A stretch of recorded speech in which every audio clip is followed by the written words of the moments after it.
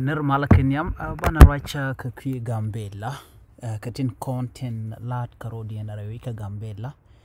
and kanti talk bana kaling mi jirama jidita kan konore racha medi jogonojin nywaka kanay tin kokien tin kweshke nor online tv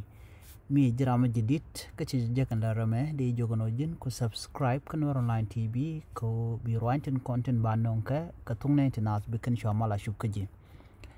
ko bilar tibe kula mala linga gwas dana pai kala rech di jogono ku notification bell ku jetwan ban der ti bana ke choling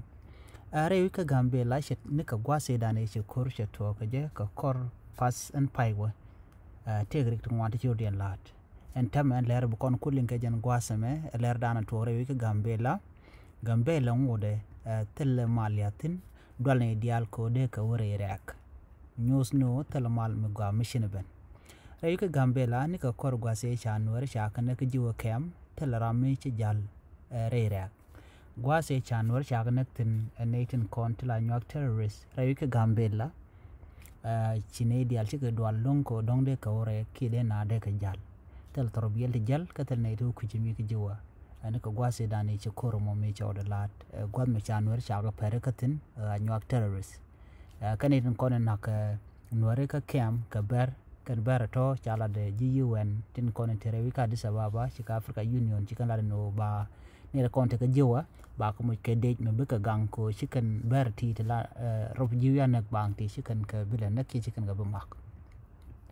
en rek shawe with chang lat kuma dwal kan ko de ko tin lat en konte la Gambele dwal na ko de na ore ko en rek mudong na kanatin ki ba ji pere ka ba ji nak chini dial chi dwal ko buke jien buke na wore re ka men shal ke rona bat ke ka mazuria gwazadan ke banga tarek ko mi ka nuara teken ke bank Newland ka barba teken ke bank kwid ni ke na konte katin bunti tor long ki bunti kel kel kan ni kon la jare ka Gambela entama arek cha ban bun ko bunyi kan te ke sugno mo ka kan ko ka ngwa ko ne bar shi ka wali kwiyer kwidan tekatin kan nuara ba shi ka wali ka Newland alo tala mo rakanga kana lat kuma dong la jal ma dung no tala na police ne bochi kana jalong kirme changa je no kan police bar la kan police nori la kan karnak ba no mo bacha dwal chi no tara mo jalalong gwasa me cheng ne me cha wor mal me dan me cha jalat ko ngai je no cha wor ni cha jalat gwasa dan ne shama cha wor cha jalara yu ka Gambela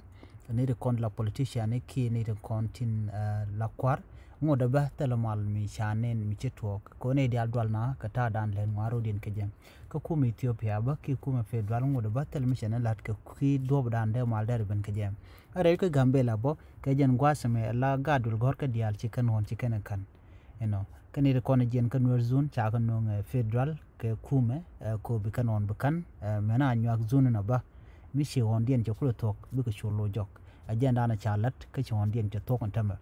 lera me jen la dan di link ka ki enda ka mendana to rewi Gambela no ngoda tela mal mudten ene dial te jena ko kan bar la kana da pereka misha